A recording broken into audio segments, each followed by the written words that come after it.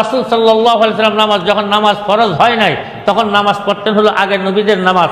তিনি নামাজ পড়তে পড়তে পাগুলো ফুলে এরকম মোটা করে ফেলতেন, সারা রাত নামাজ পড়তেন, সারা রাত। রমজান নয়, সাধারণ নফল নামাজ, পাগুলো এরকম মোটা হয়ে যেত সারা রাত নামাজ পড়তে পড়তে, তেলাওয়াত করতে করতে। আল্লাহ পাক কোরআনে কারিমের আয়াত নাযিল করলেন, ইয়া আইয়ুহাল মুজাম্মিল, হে কামলিওয়ালা নবী, কুমিল লাইল ইল্লা কালিলা, রাত্র নামাজ পড়ো কিন্তু সামান্য, সারা রাত পড়ার দরকার নাই। নিসফাহু আবিন কুসমিনহু কালিলা, আধা রাত পড়ো না, আর একটু কম পড়ো, 4/1 ভাগ পড়ো।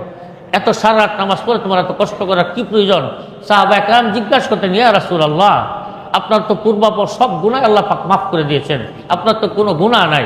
ইন্না ফাতাহনা লাকা ফাতহাম মুবিনা লিয়াগফিরা লাকাল্লাহু মা তাকাদ্দামা মিন যামবিক ওয়া মা তাআখার। আল্লাহ তাআলা আপনার পূর্বাপর সব গুনাহ মাফ করে দিয়েছেন। 26 পারা সূরা ফাতহার প্রথম আয়াত। আল্লাহ পাক সব গুনাহ আপনার মাফ করে দিয়েছেন, আপনার তো কোনো গুনাহই নাই। আপনার যেহেতু গুনাহ নাই, তো এত কষ্ট করে নামাজ পড়ার, সারা রাত তাহাজ্জুদ পড়ার, সারা রাত নফল পড়ার, সারা রাত তিলাওয়াত করার কি প্রয়োজন? আর পাওগুলো এরকম মোটা করে ফেলার কি প্রয়োজন? আল্লাহ রাসূলকে যখন সাহাবা একরাম জিজ্ঞাসা করতেন, আল্লাহ রাসূল বলতেন, আফালা আকুনা আবদান শাকুরা, হে সাহাবী, আমি কি আল্লাহর পাকের শুকরগুজার বান্দা হব না? আমি কি আমার মাবুদের শুকরগুজার বান্দা হব না? যে মাবুদ আমাকে সকল নবীদের শ্রেষ্ঠ নবী বানাইলেন, যে মাবুদ আমাকে জান্নাতে প্রথম দরজা খোলার অধিকার দিলেন, যে মাবুদ পরকালে কেউ মাথা উঠাবে না, যেদিন আমার সুপারিশ দ্বারা সুপারিশ আরম্ভ করিবেন, সেই মাবুদের শুকরগুজার বান্দা হব না? আল্লাহ রাসূল কি করতেন এই বান্দাদের উম্মতের জন্য। আর আমরা এমন হয়ে গেলাম, আমাদের পরকাল আমরা ভুলে গেছি, পরকাল ভুলে গেছি, কবর ভুলে গেছি, হাসর ভুলে গেছি, জান্নাত জাহান্নাম ভুলে গেছি, পুলসিরাত ভুলে গেছি। আমরা শুধু দুনিয়া দুনিয়া দুনিয়া দুনিয়া দুনিয়া নিয়ে পড়ে আছি।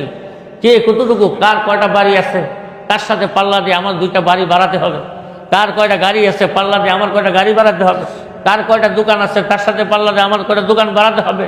এই প্রতিযোগিতায় নেমেছি, অথচ এই প্রতিযোগিতা আমরা কেউ নাই যে তার ছেলেগুলো নামাজি, আমার ছেলে নামাজি না, তার মেয়েরা পর্দানিসীন, আমার মেয়েরা পর্দানিসীন না, তার বাড়িতে পর্দা চলে, আমার বাড়িতে পর্দা নাই, তার বাড়িতে হালাল হারামের উপর সংসার চালা, আমি হালাল হারামের দিকে তাকাই না। এই প্রতিযোগিতা আমরা কেউ করি না। যে সন্তানের জন্য আজকে পাগল পাড়া মাথার গাম পায়ে ফেলে মেহনত করতেছে, এই সন্তান যদি দিনদার না হয়, এই সন্তান যদি আপনার নেককার না হয়, এই সন্তান যদি নামাজি না হয়, আপনি যাদের জন্য আজকে এত মেহনত করতেছেন, এই সন্তানগুলো কাল কিয়ামতের দিন আপনার সবচেয়ে বড় শত্রু হবে, সবচেয়ে বড় শত্রু হবে। এই সন্তানগুলো আল্লাহর কাছে বিচার দিবে যে আল্লাহ আমাকে দুনিয়া শিখাইছিল, পরকাল শিখায় নাই।